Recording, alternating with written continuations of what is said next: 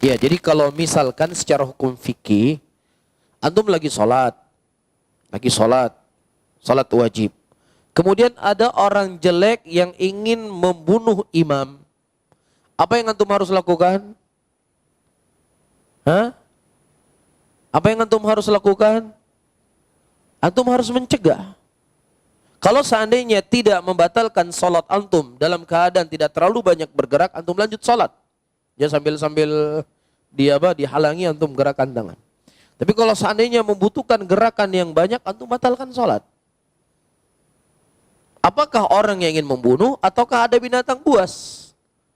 Ada kalajengking misalnya ke imam, waduh gimana nih imamnya? Dibatalkan sholatnya. Menyelamatkan nyawa seseorang itu penting. Ya, pada waktu itu ada seorang sahabat Rasulullah SAW. Ketika ada Mu'ad bin Jabal radhiyallahu taala, Mu'ad bin Jabal menyolati salat Isya. Karena salatnya terlalu panjang, akhirnya dia keluar dari salat. Kemudian dia mengadu kepada Rasulullah SAW perihal siapa? Panjangnya imam pada waktu itu. Iya. Kemudian ayyuhal ikhwah rahimani wa rahimakumullah, Rasulullah tidak menyalahkan sahabat yang keluar dari salat tadi karena panjangnya salat. Tapi justru Rasulullah SAW menegur siapa? Mu'ad bin Jabal.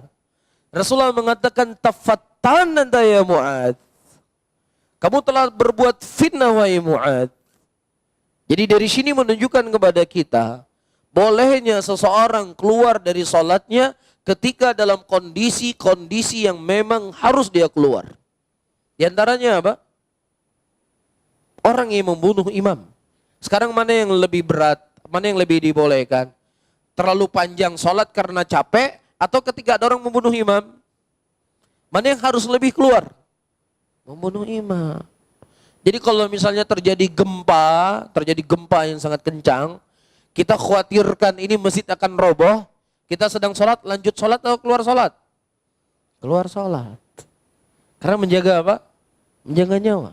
Kalau seandainya orang tadi tidak boleh, dia keluar dari sholatnya akan ditegur oleh Nabi. Ente maunya sabar sedikit. Sampai selesai. Enggak ditegur oleh Rasul.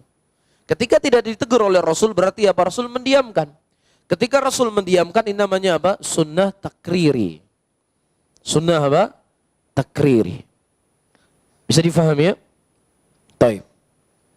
Begitu juga misalnya ada ibu-ibu sholat, kemudian dilihat anaknya di atas ranjang tempat tidur. Mau jatuh ke bawah. Ya Allah yang jaga nanti itu.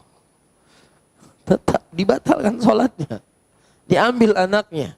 Kalau memang seandainya gerakan tidak terlalu banyak, ya dia ambil anaknya, dia taruh.